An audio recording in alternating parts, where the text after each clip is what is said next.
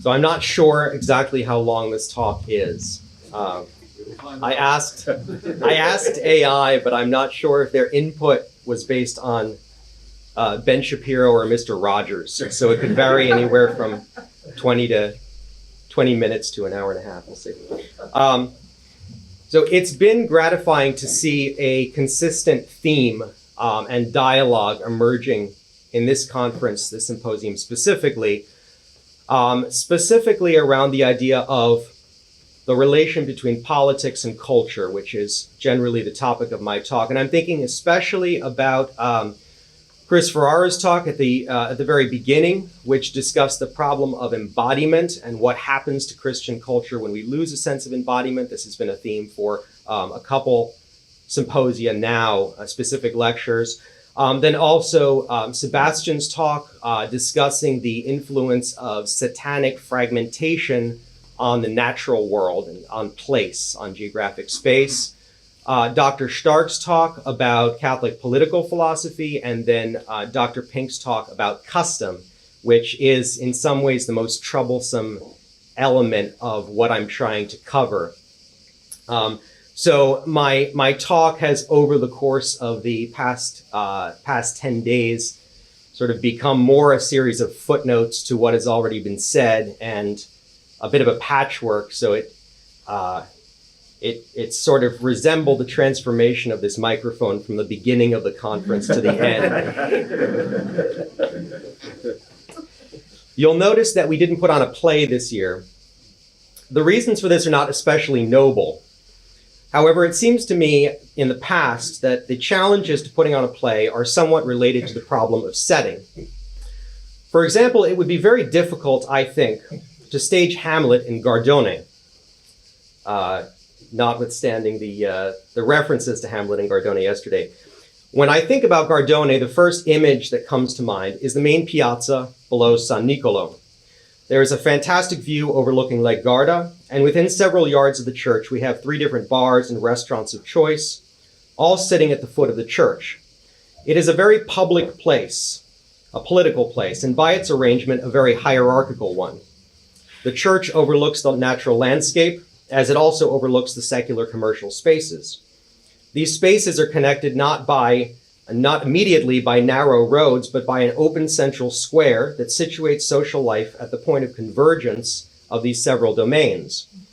To stand in the middle of the square, praying, reflecting, or speaking with a friend, is to situate oneself within a political philosophy.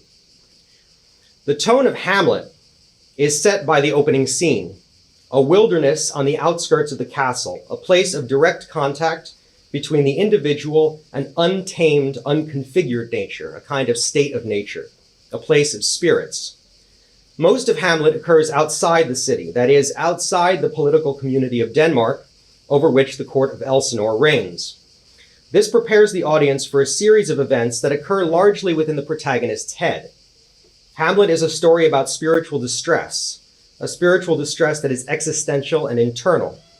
Amidst political turmoil, both in the form of treason and in the form of external threats from Norway, the character Hamlet is concerned exclusively with the grotesqueness of his mother's sin, the horror of murder, and we may say in general with the psychology of sin.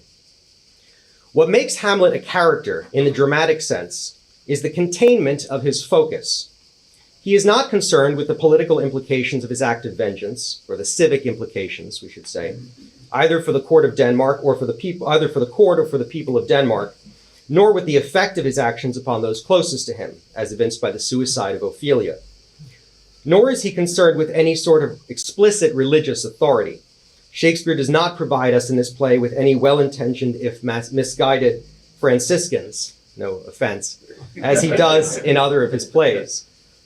Hamlet is the stark representation of the human soul gazing upon itself, the sinner horrified by his own image but incapable of looking away. The emergence of such a character depends upon careful staging. A setting that emphasized the complexity of political life, the overlapping domains, obligations, and authorities, would yield a confusing character, a selfish, unobservant, obtuse, and timorous young man, incapable of seeing the consequences of his actions. These may be peripheral attributes we can ascribe to Hamlet, but they don't get at the heart of what Hamlet is, both in Shakespeare and in each of us. the psychological terror of gazing directly upon sin in the form of our own fallen souls. Space creates meaning. Hamlet is Hamlet, not only because of what absorbs him, his mother's sin, but also because of what does not absorb him, his relation to the polis at large. All art operates more or less in this way, by constraining matter so that a thematic emphasis becomes possible. My lecture is about this same function of what I call cultural containment, applied not to theater but to politics. If the stage is an artificial constraint of imagery, the geographic space of a given society is a natural one. The interrelation of houses, streets, churches, and businesses, professional rounds and commercial transportation, processions and executions, the relation of sacred to profane spaces, and of nature to artifice, these collectively create a stage as crucial to the meaning of political life as the dramatic stage is to the unfolding of a play. It follows that to communicate the correct meaning of political life requires the correct arrangement and the correct furnishing of the space from which political life emerges. The title of my lecture is Cultural Containment: Why the World Really Is a Stage. I argue that the meaning of politics itself, in the classical and Catholic sense, is spatial. Reconquering the full sense of political requires not only a renaissance of ethical understanding, but also a renewal of cultural space. There is no politics without culture, and there is no culture without space, and crucially, spatial limitation. Space involves what I call containment. I will explain what exactly I mean later on, but we can work with the following definition. Containment is the act of material constraint, the designation of boundaries, which is necessary for any artistic, and by extension any cultural representation. Cultural containment is the complete designation of a finite ethical and intellectual space that results from the artistic perfection of a natural community, such as a family, village, or tribe, in the form of a polis, or political community. I will argue that the intellectual experience that distinguishes the polis from other communities operates not only abstractly by means of rational discourse, but also culturally, by a deliberate shaping and limiting of the physical conditions of the community, its biology, commerce, worship, and recreation, for example. To help frame my argument better, or my perspective, I want to address two questions raised by Dr. Morello and Dr. Stark's talks, respectively. First, there is the question of Satan as the father of abstraction. We live in an age of diabolical abstraction, as Dr. Morello has argued. Materialism turns matter into a set of unsubstantial relations on a Cartesian grid, while rationalism turns man into a disembodied state of self-reflection that has no object but itself. When matter lacks organization and thought has no object, the metaphysical unity of the human person disappears. Dr. Morello showed the implications of this fragmentation for our relation to the natural world, the landscape. I would like us to consider its implications for the political world, the city. I will argue towards the end of my talk that liberalism has left its mark in politics by militating against physical space and physical unity. In the American experience, virtual reality is only the latest step in a fragmentation of social space that goes back to the colonial age. James Howard Kunstler, in his book, The Geography of Nowhere, shows by historic example how the paradigms of home ownership and real estate in America eventually led to the first suburbs, the first highways, the loss of intelligent urban design, and finally the loss of physical communities altogether. In America, especially, virtual reality has filled this vacuum. Dr. Stark, in his lecture, articulated the principle of the body politic, or what he termed society as a subject, and that it is distinct from the imperfect or partial communities within a society. Contemporary Catholic social philosophers, it seems to me, continue to struggle to find words for expressing just what this body politic is and how its experience differs from the experience of any one of its constituent communities, especially the family and the government. Russell Hittinger has attempted to solve the problem by discussing intermediate societies, but has only succeeded, I think, in creating a third member of political society, which must in turn have its own rights in relation to the other members. Nationalists like Pierre Manon attempt to reintroduce social consciousness in the West by advocating the autonomy of the nation. However, in many cases, especially France and Italy, the nation is nothing but a constitution, a centralized governing power which has willingly sacrificed the identity of the other parts of society for the sake of a purely legal unity. The nation is not the polis, just as the family, the parish, and any number of academic and artistic communities are not the polis. Catholic social teaching is faced with the task of understanding and articulating the kind of experience and ethical responsibilities that are proper to the political society as such, or what we typically call the culture. Dr. Pink suggested the term Britishness in the case of Britain, or Americanness, although I think the Americanness is by its nature a little more abstract than Britishness.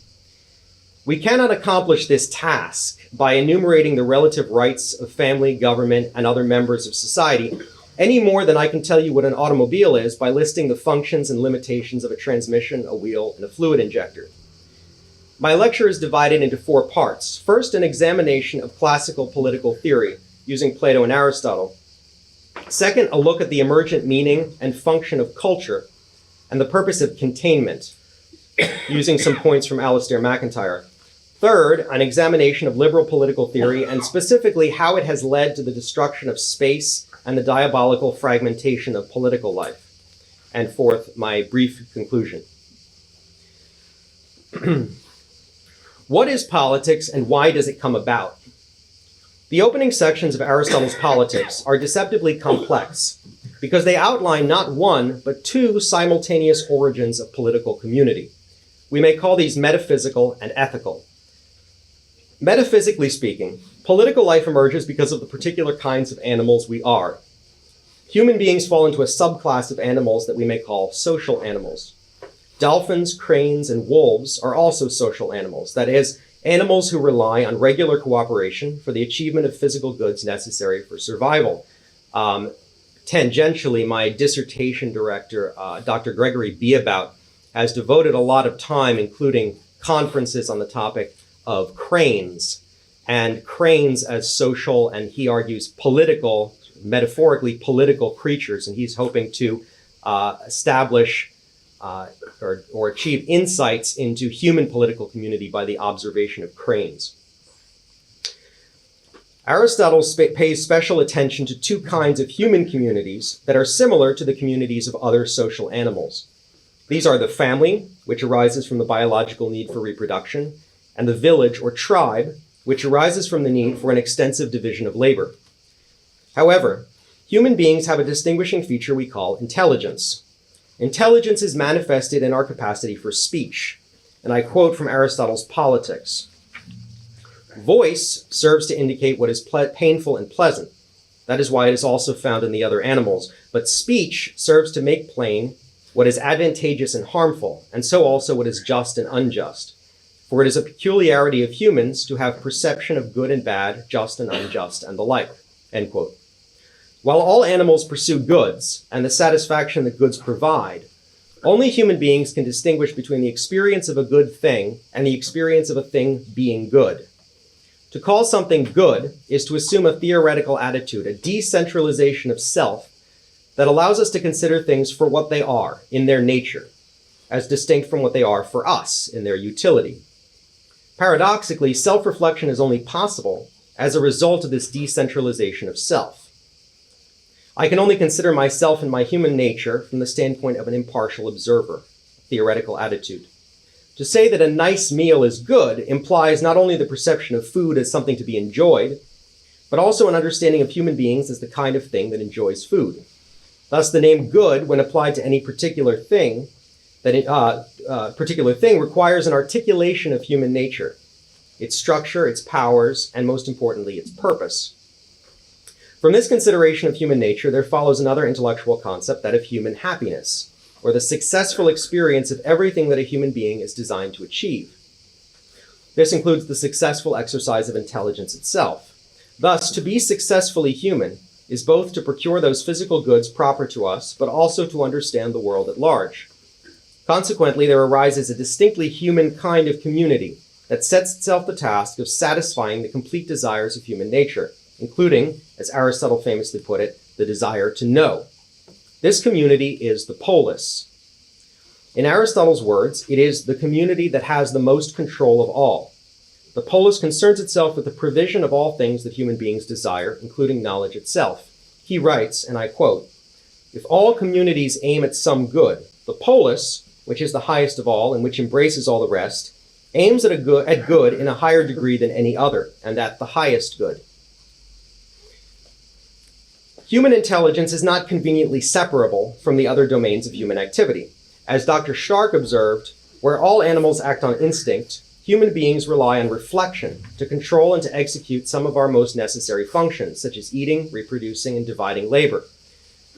Ethical reflection is built into these activities, insofar as we cannot accomplish them without asking why we're accomplishing them, or examining their relative importance.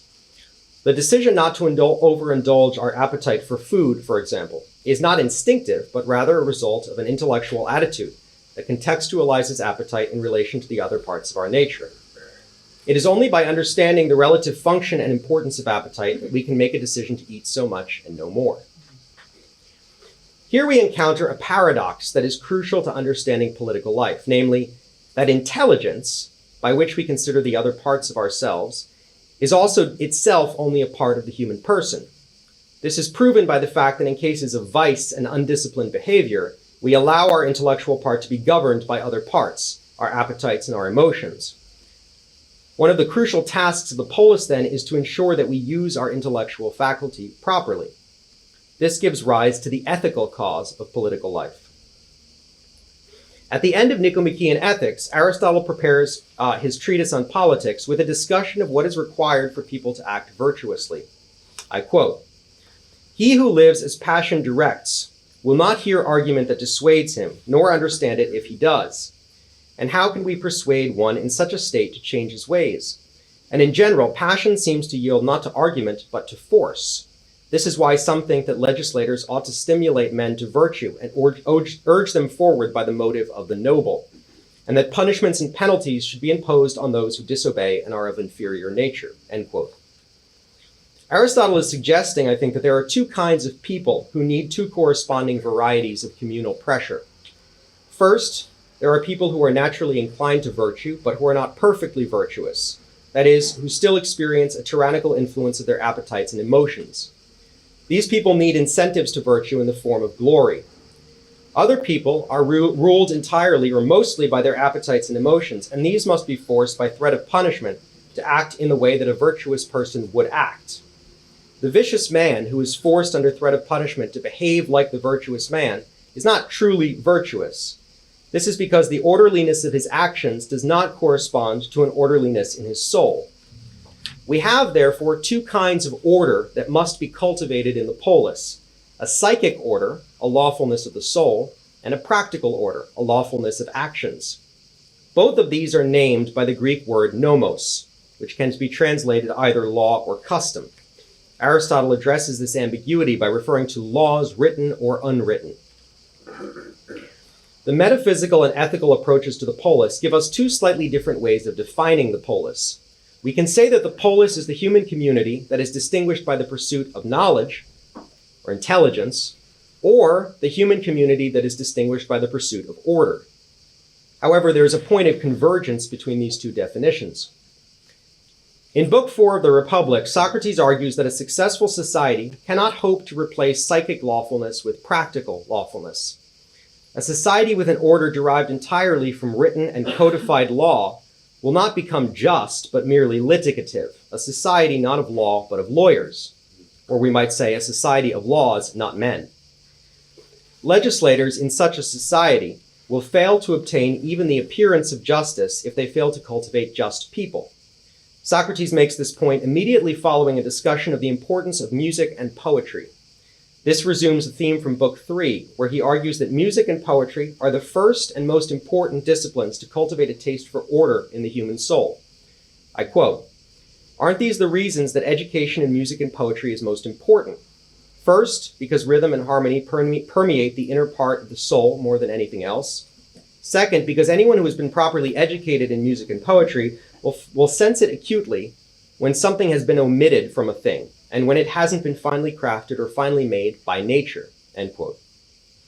In other words, the first step to becoming a lawful person is to become capable of recognizing order.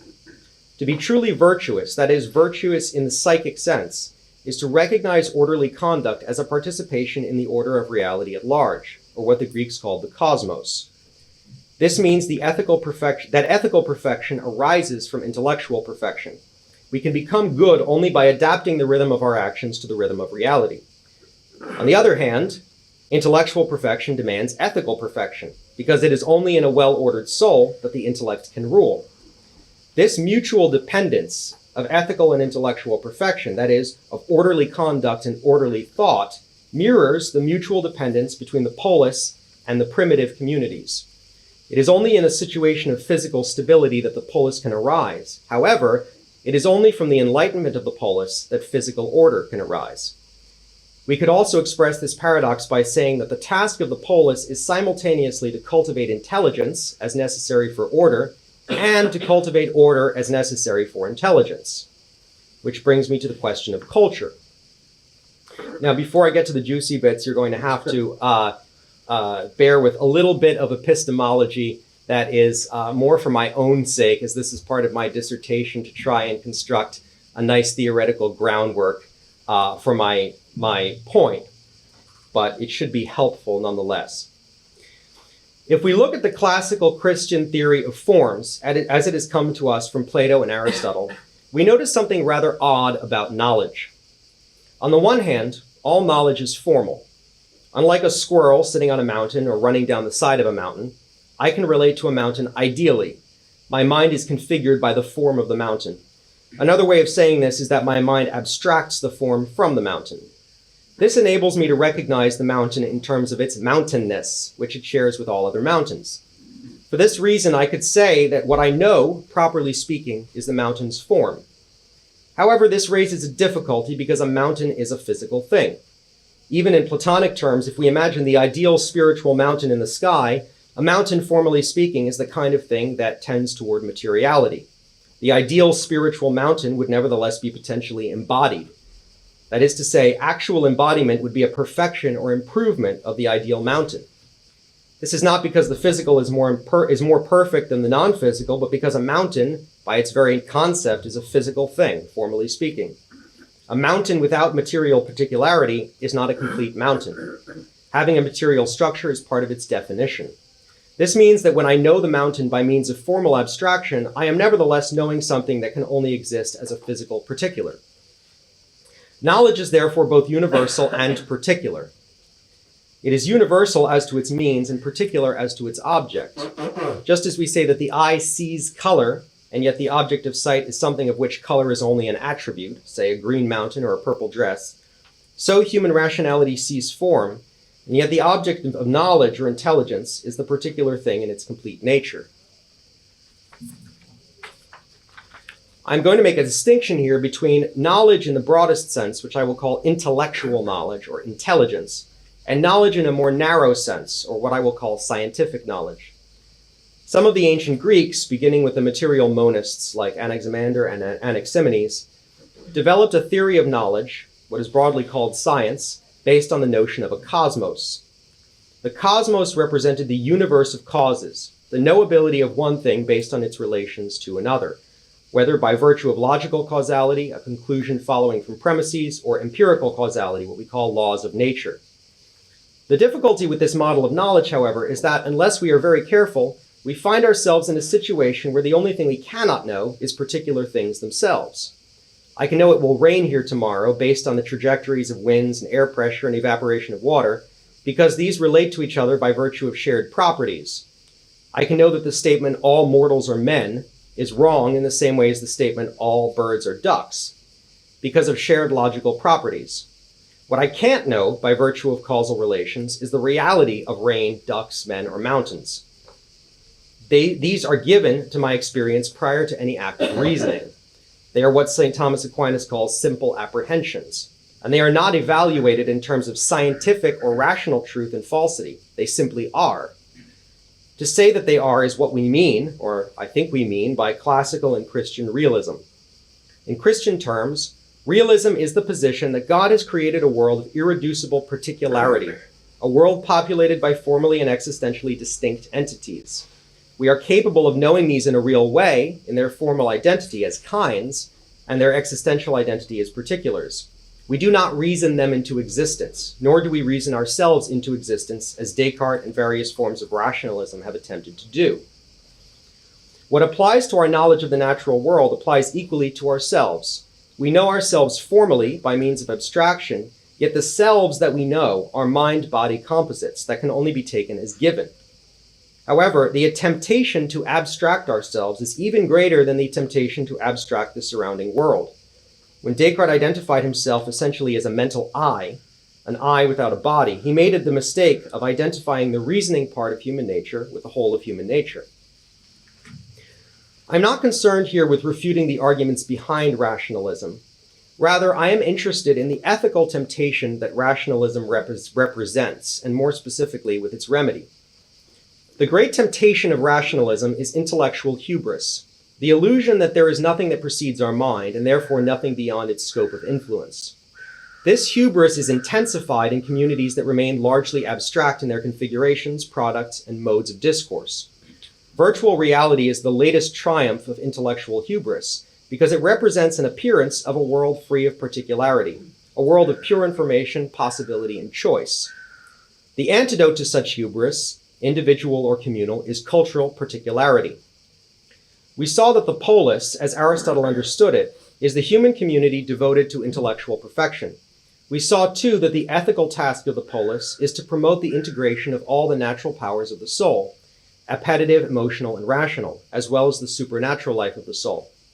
It follows, then, that political life is both a physical and an intellectual activity. Moreover, it must be an activity that reflects the particularity of human nature, the relation of the formal to existence in space and time. Culture, I argue, can be understood as a peculiarly human act of embodying intellectual experience. Like human experience, it is intellectual, physical, and particular. While it is formal, an expression of formal knowledge, it is nevertheless susceptible to diverse articulations. The essential content of culture is artistic, that is, reconfigurations of matter as an expression of formal insight. For example, a table carved with a pattern of flowers communicates our capacity to abstract both forms, not by disembodying them, as the mind does, but by manipulating their natural context. All art is intellectual insofar as it involves a rearrangement of forms. On the other hand, the necessity of embodying these forms through new material, the shape of a flower carved in wood, for example, communicates the physical part of our nature. The same is true of customs, the celebration of a wedding feast, for example. We have the power to uplift or degrade certain human activities by associating them formally with others. The cumulative effect of artistic objects and customs in the phenomenon of culture is to provide a regulation of intellectual activity, an embodied physical experience that resists the extreme of rationalist abstraction. Such regulation comes naturally to us, as evinced by the fact that art often communicates much more powerfully what ordinary speech can only formally state. Rituals such as dinners, dances, and parades are more powerful than rational statements of camaraderie, joy, or patriotism. Culture, which includes but goes beyond speech, is the proper language of the polis, for it is in culture that the ethical and the intellectual are perfectly combined. Culture is only possible within a finite space, or rather, it extends itself across a finite space, because it is dependent upon the possibility of immediate physical relations between objects. This is most clearly apparent in the case of the sacraments. The sacraments are the cultural object par excellence because they present us with the highest intellectual experience under the material constraints of simple physical objects and motions. As human institutions, or institutions made for humans, they are necessarily bound to place, the place of the church, and their efficacy depends upon physical proximity to the church. During COVID, when some churches were closed, there was a popular adage among well-meaning Catholics that God was beyond space and time, which apparently excused them from attending Mass, when in reality, God was exactly where he always was. It was we who imagined ourselves beyond space and time. It is no fluke that Western Christian civilization has developed around the focal point of the parish church. As the center and summit of cultural experience, the church creates a natural political radius, a rhythm of life that is feasibly regulated by the reception of the sacraments and the visibility, quite literally, of the building itself. The Egyptians, Sumerians, Greeks, Romans, and other historic civilizations have structured their political life in terms of proximity to central buildings, proving the finitude and particularity of cultural experience. I describe this phenomenon as containment. Containment at the level of an artistic object is simply the limitation of matter corresponding to a certain breadth of expression. For example, I may want to express a number of things relating to old age, the inevitability of bodily decay, the return of frailty and innocence to a mind burdened by experience. To convey these artistically, I compel the mind to a greater level of cooperation with the body, a cooperation that involves processing meter, rhyme, and imagery, for example. For instance, I grow old, I grow old. I shall wear the bottoms of my trousers rolled. Shall I part my hair behind? Do I dare to eat a peach? I shall wear white flannel trousers and walk upon the beach. I have heard the mermaids singing each to each. I do not think that they will sing to me. Poetic expression is often more revealing, and yet it demands more of our bodily participation than ordinary text. In so doing, it both broadens our intellectual perspective and increases our dependence upon proximity to the poem. It is not enough to remember the gist of a poem or the abstract content. The wording is crucial. Containment at the level of culture is the limitation of matter corresponding to the life of a polis. It is the physical reach, so to speak, of the total range of artistic objects that express a complete life. This includes all sorts of institutions and relations, commercial, recreational, governmental, religious. It includes definite channels of movement, such as streets and parks, public and private spaces, and religious focal points. The church is the focal point par excellence, and therefore, in a Catholic polis, it is the gravitational center of containment. I have argued for a logical chain of connection from the polis to the concept of culture, and from culture to the necessity of place. On these grounds, I make two important assertions about political life. First, that it is essentially placial, so not spatial, but placial. And second, that its paradigmatic place is the town, not the state or the nation, as many translations have it. While city is an acceptable translation, it bears many connotations of size and industrial power that I think are accidental to the primary sense of a polis. Consider a definition of a town by James Howard Kunstler. It is a living organism based on a web of interdependencies, which is to say, a local economy. It expresses itself physically as connectedness, as buildings actively related to one another and to whatever public space exists. Most importantly, Wendell Berry writes, it must be generally loved and competently cared for by its people, who individually identify their own interest with the interest of their neighbors, end quote. The essence of a polis is the cultural expression of a complete life, that is, to possess the full set of objects, customs, and institutions necessary to cultivate a well-ordered soul and a fruitful intellectual life. The word town suggests this completeness in its most rudimentary and essential form. In an essay entitled Politics, Philosophy, and the Common Good, the late Alistair MacIntyre identifies why he is not or does not consider himself a communitarian. MacIntyre responds by distinguishing between a polis and what he calls a folk, the German word for a people. A polis, he argues, is a place where, quote, individuals are always able to put in question, through communal deliberation, what has hitherto by custom and tradition been taken for granted, end quote. Antithetically, a folk is, he argues, a community based on pre-rational and non-rational bonds. He concludes that no folk can be a society, by which he means a polis. I would argue the contrary. Every polis has to be a folk. Every polis, specifically in order to serve its function as a place of intellectual discovery and moral development, has to live in accordance with a certain particularity of space and custom. It must have a character. In After Virtue, MacIntyre makes this perfectly clear. He uses two terms in particular, character and practice, to convey the point that we can develop as intellectual creatures only by entering into particular social roles and customs. It is characteristic, ironically, of what MacIntyre calls a pre-rational community, a family, a tribe, a folk, that its members relate to each other not simply as human or intelligent, but biologically, professionally, and artistically. A man is my father, my doctor, my baker, my priest. MacIntyre points out that if we are hylomorphic creatures of inseparable body and soul, then we can develop intellectually and morally only within the context of such definite and particular patterns of relation. This brings me to the third part of my talk, liberalism and the dissolution of social experience.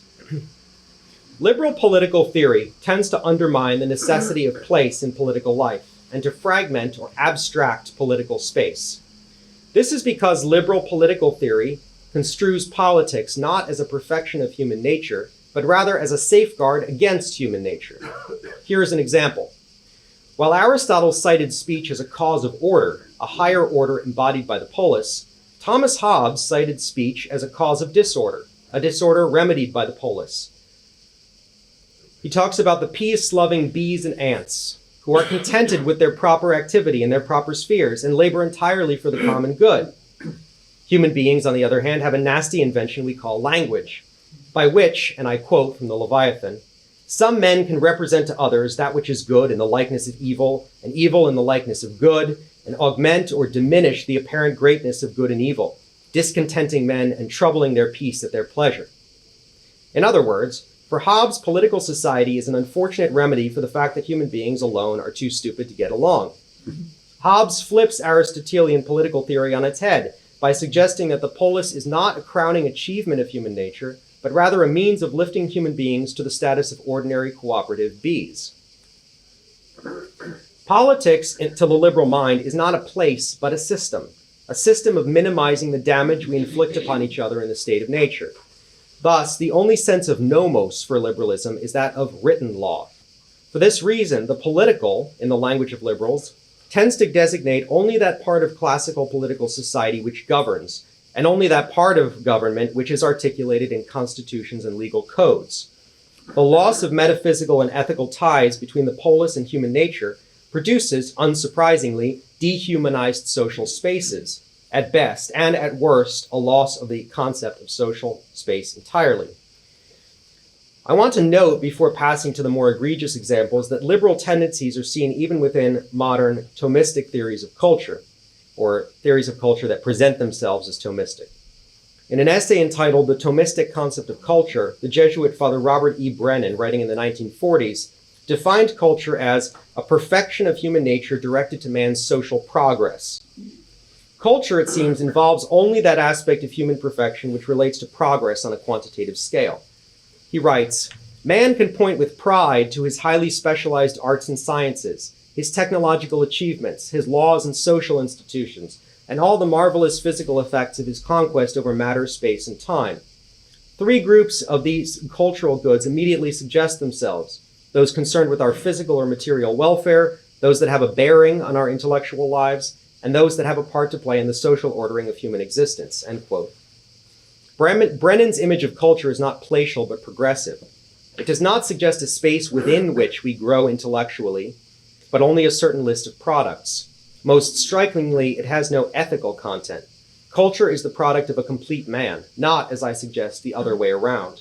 It is unsurprising when Brennan concludes that, quote, "culture cannot be blamed if men decline into evil ways." I worked this past year at a reputable Franco-American institution, the Alliance Française. Those familiar with this institution will associate it with liberal urban culture in the United States. My boss on the technical end was a retired chemist, a very amiable extrovert who cohabitated with the director of our branch. One afternoon, as we were discussing, or I thought we were, the importance of physical classrooms, he told me about his ex-wife's, I think it was his first ex-wife's uncle, who had taught accounting at Penn State in the 60s. In a class of 400 students, it was decided that a single classroom was impracticable, and the problem was solved not by a reduction of class size, but by a closed-circuit television system that reached adjacent classrooms. You think that's the punchline. Remote students could ask questions in real time. Unsurprisingly, the students in the teacher's room did better. So, continued my boss, they established a research team to ascertain what the problem was and how it could be solved. My response was similar to if you told me that your relatives in the United States were missing you and you were trying to solve the problem. He used the word solved, which surprised me, right? But he went on to explain that the research team was investigating the possibility of teletransporting the teacher's pheromones across the closed-circuit television system. This is somebody who works in education, which would presumably complete the experience of being with the teacher. At that point in our conversation, I realized that this man did not believe in a soul, and I gave up. Nevertheless, the paradox stuck with me that because this man did not believe in spiritual integrity, he could not believe in physical integrity. The meaning of being with somebody in a common place was simply a matter of technological limitation. I wondered why the research team did not immediately attempt to solve the problem that the students were not identical to the teacher, but I suspect it had something to do with tenure.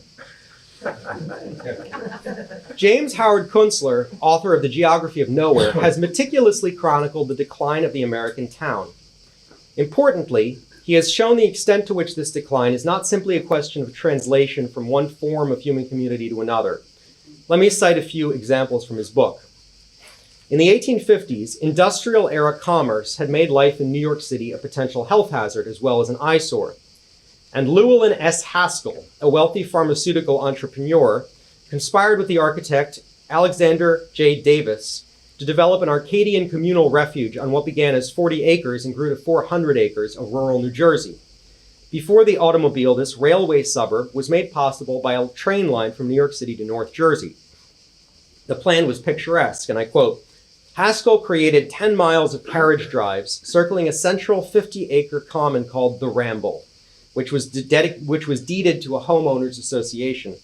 He planted the roadsides at great expense with flowering shrubs and built rustic pavilions with benches for walkers to take their ease on.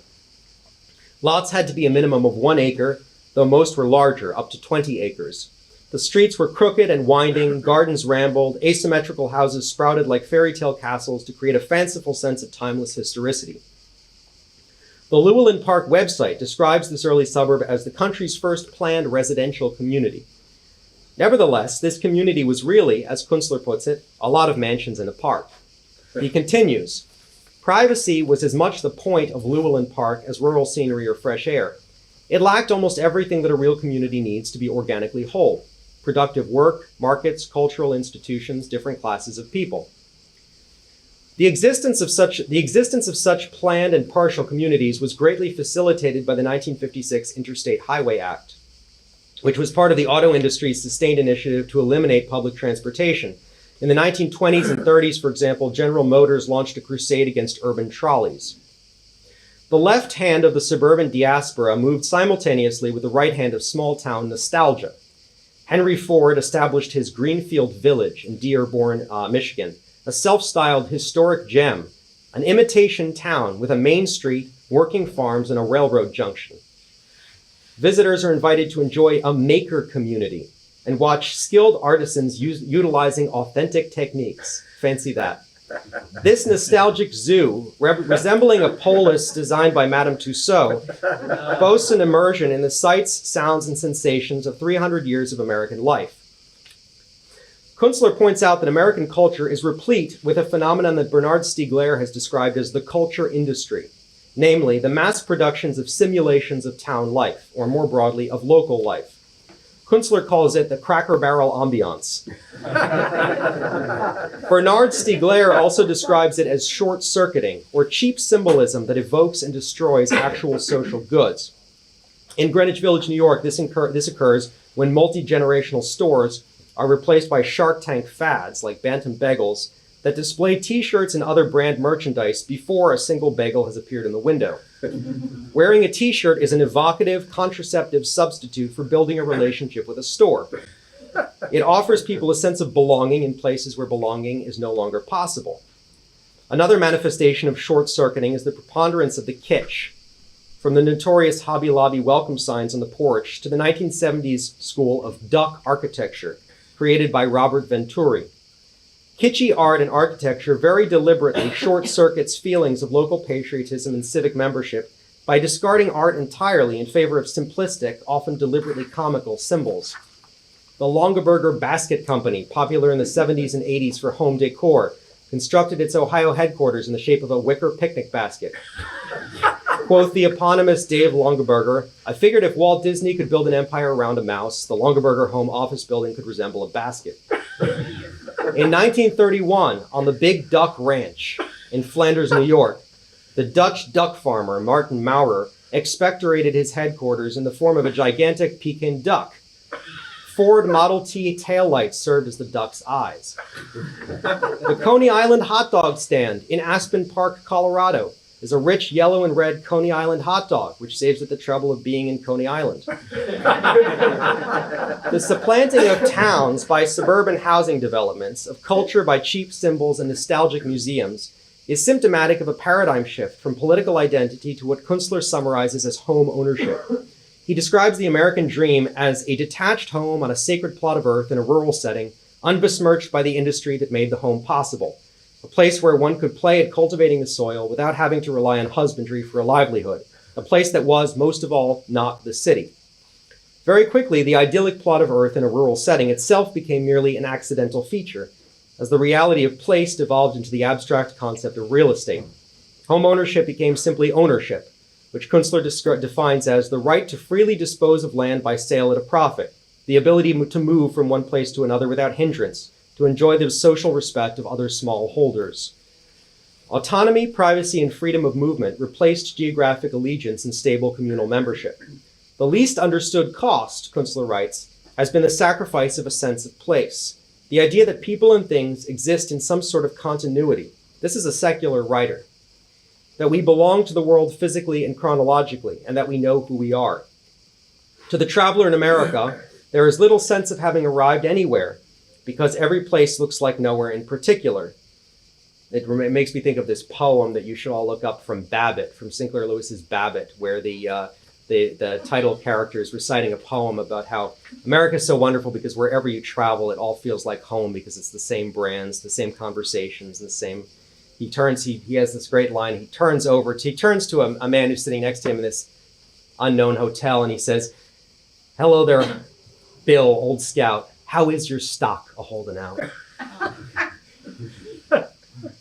It is striking that Kunstler, a secular thinker, diagnoses the loss of place as loss of the sacred. He writes, Americans wonder why their houses lack charm. Charm is dependent on connectedness, on continuities, on the relation of one thing to another, often expressed as tension, like the tension between private and public space, or the sacred and the workday. If nothing is sacred, then everything is profane. This loss of relation, geographically embodied, produces a politics of abstraction and fragmentation. Today, writes Kunstler, we have achieved the goal of total separation of uses in the man-made landscape.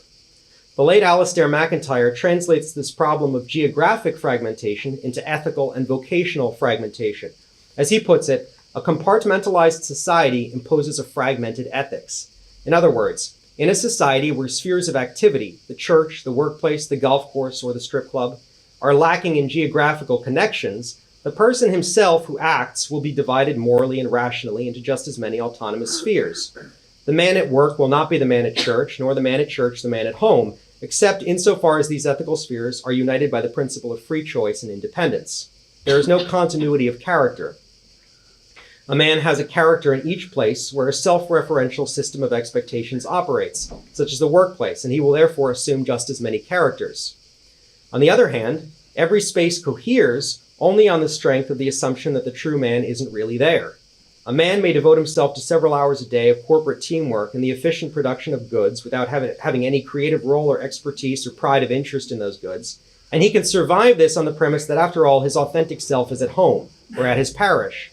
Nevertheless, the same problem exists in his home and his parish. Liberal political life is a drama without a plot, without characters, and without a stage. It is the Teilhardian Mass for the world par excellence, celebrated by a priest who is always and everywhere everyone, and therefore never anyone anywhere. My conclusion. Virtual reality is the liberal polis par excellence. It is an illusion of Cartesian sovereignty, molecules of information at our fingertips to use however we wish, world building or virtual world building, dialogue among disembodied minds, and apparent geographic transcendence. Why not accept this brave new polis as it is and get on with it? The overwhelming response of humanity to virtual reality, epitomized by the smartphone and gaming cultures, has been not the entry into the culture of high intellectual leisure, fantasized by Oscar Wilde in the 19th century, and recently in a conversation at a Silicon Valley dinner, where J.D. Vance's wife apparently wrote to her husband on a table napkin, "Please get me out of here." We are not engaging in better theology, higher metaphysical thought, or improving our use of natural resources. Rather, we are creating parallel polis, I think that's the plural, polises, virtual customs, and virtual towns. We are seeing higher quantities of less disciplined sensory inundation, constant music, or at least sound, constant visual stimulation, perpetual frenetic movement. Younger generations are less capable of controlling themselves physically, their posture, conversational poise, or ability to create homes. Natural physical routines and rhythms have been replaced by unnatural but equally kinetic ones, especially the ritual of scrolling. The possibility of endlessly modifying our sensory surroundings has rendered us less capable than ever of creating stable environments. In response, the gaming culture has simply created simulacra of environments, virtual towns with virtual customs and virtual containment. We are not improving nature, and we are certainly not transcending nature. We are simply imitating it badly. Those young people who do use the internet as a platform for authentic intellectual discussion, on Substack, for instance, are writing mostly about how miserable they are. Virtual reality has become an addiction from which the majority of young people today crave escape. In the dearth of true polises, however, there is, generally speaking, only the option to develop a ritualistic relation to virtual reality. The new urbanism culture, which has been spearheaded by the left, is a desperate cry for authentic political spaces. A good example is Newtown St. Charles in Missouri, established in the early 2000s by an architecture firm under the oversight of Andres Duany, founder of the Congress for the New Urbanism. Newtown, which I have visited several times, is laid out like a medieval town, with a system of curving streets and squares radiating from a central church. There is a central square, a post office where all local mail is delivered in place of individual mailboxes, and even a large monumental obelisk. If you ask the locals the name of the church, they are not sure. They call it the Wedding Church, after its exclusive interdenominational function. The obelisk has nothing written on it, but locals are hopeful that eventually a battle of unspecified cause or a saint of unspecified denomination will accept it for teleological adoption. For the moment, however, Newtown remains a counterpart to virtual reality, an unsatisfied craving for the polis. I would like to conclude by returning to the original image of my talk, the stage. I have suggested the stage as a kind of synecdoche for the polis, a place where character and meaning emerge specifically as a result of deliberate physical containment. Traditionalist Catholics receive much flack for being theatrical, for assuming motions, speech, and dress that are self-consciously performative. Performance, however, is the essence of political life. An age of political and spatial fragmentation demands not simply countercultural performances, but a renaissance, a rediscovery of performance. Liberalism has divorced the physical dimension of human existence from the metaphysical and ethical, and in so doing it has created political anti-spaces, dominated by poles of brute force, the gym culture in its most extreme, and agoraphobic nerds. In between, most of us remain hopelessly scrolling in the reassurance that at least everyone else is scrolling too. Any attempt to reintegrate the scattered parts of the human soul will have to be self-consciously performative and will inevitably appear eccentric. Performance, however, need not be a game of gratifying individual egos or indulging extreme personalities. Great theater, from Sophocles to Shakespeare, and as I never fail to insist, Gilbert and Sullivan, contains some of the greatest intellectual achievements of human culture. Theater has at various points in history been a central feature of social entertainment. Both from audience and actors, it demands a spatial intelligence, a capacity for relating intellectual experience to the physical particularity of the world, which is sorely needed today. Most importantly, it models the town. A theatrical restoration in service of the liturgical restoration may indeed be the way to precipitate a political restoration. Thank you.